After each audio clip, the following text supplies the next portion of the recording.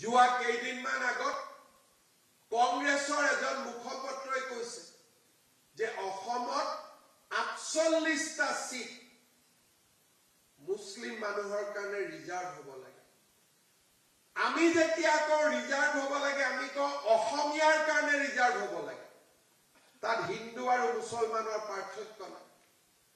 কিন্তু কংগ্ৰেছ দলৰ মঞ্চৰ পৰা কৈছে যে ৪৮টা সিট মুছলমানৰ কাৰণে ৰিজাৰ্ভ হ'ব লাগে। কংগ্ৰেছে বিৰোধিতা কৰা নাই। সেই সদস্যজনক কংগ্ৰেছে বহিষ্কাৰো কৰা নাই। কাৰণ কংগ্ৰেছৰ আজি সমগ্ৰ ইকোচিষ্টেমটো সেইসকল লোকৰ ওপৰত নিৰ্ভৰশীল।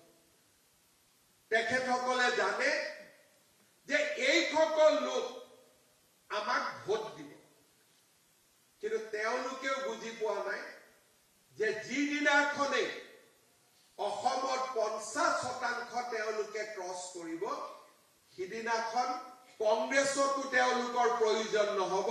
ইয়াত তেওঁলোকৰ নিজৰ ৰাজনৈতিক পাৰ্টি হ'ব আৰু নিজৰ ৰাজনৈতিক পাৰ্টিৰ বাবে তেওঁলোকে ভোট খুজিব। আৰু এয়া যদি মই ৭০-৭৫ বছৰ জীয়াই থাকো, আমাৰ জীৱন কালত তাক আমি দেখি যাম।